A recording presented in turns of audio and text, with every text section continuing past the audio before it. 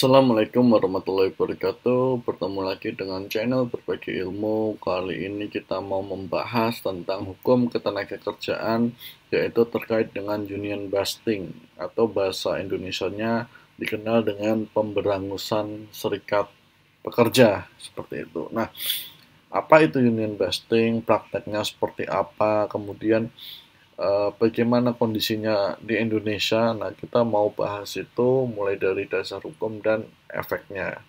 Kita mulai saja ke materi.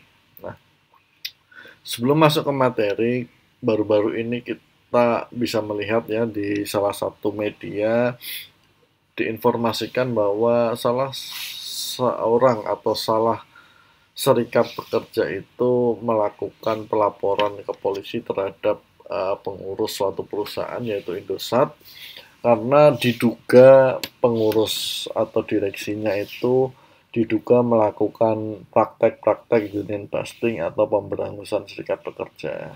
Nah, informasi itu saya ambil dari kompas.com, di situ ada linknya, cuman saya tidak akan membahas mengenai kasus dari Indosat ini atau serikat pekerja Indosat, tapi yang saya mau bahas lebih kepada union bustingnya. Apa itu union busting secara umum dan sebagainya, sehingga kenapa kok bisa muncul sampai berita seperti ini dan sebagainya. Ya, tapi kita nggak bahas kasus Indosatnya ya. Oke. Nah, dasarnya ada di Undang-Undang Nomor 21 Tahun 2000 tentang Serikat Pekerja atau Serikat Buruh, yaitu pada bab 7 pasal 28.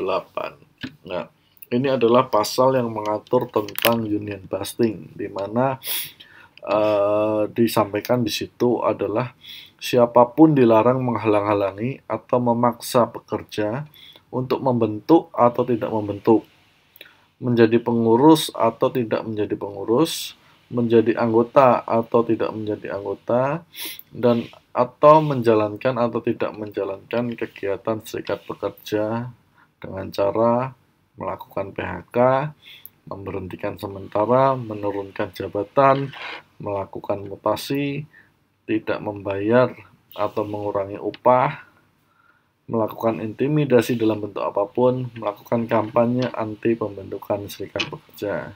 Nah, ada 4 hal di sini yang menjadi rambu-rambu atau larangan dari union busting. Nah, jadi kalau ada orang atau sekelompok orang atau uh, pengurus suatu perusahaan yang melarang untuk membentuk karyawannya untuk membentuk serikat pekerja, itu bisa masuk ke union busting.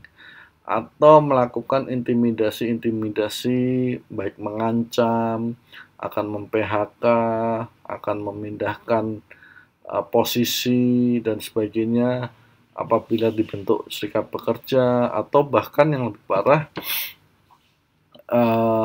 untuk melakukan kegiatan serikat pekerja. Jadi kegiatan serikat pekerja itu kan ada banyak ya. Salah satunya mengadvokasi pegawai ketika ada perselisihan hubungan industrial, membela hak-hak pegawai, lalu menjadi wakil pegawai dalam melakukan perundingan bipartit atau perundingan pembuatan PKP. Nah, itu semua tidak boleh dihalang-halangi atau dilarang ya. Jadi ini yang menjadi dasar pelarangan union busting di Indonesia.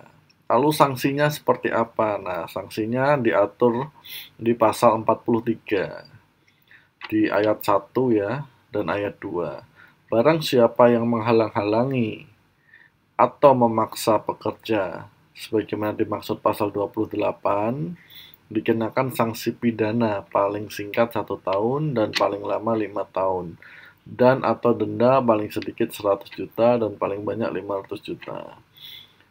Tindak pidana sebagaimana dimaksud dalam ayat 1 merupakan tindak pidana kejahatan. Nah, ini yang menjadi sanksi bagi siapapun yang menghalang-halangi atau memaksa melakukan union busting di suatu perusahaan.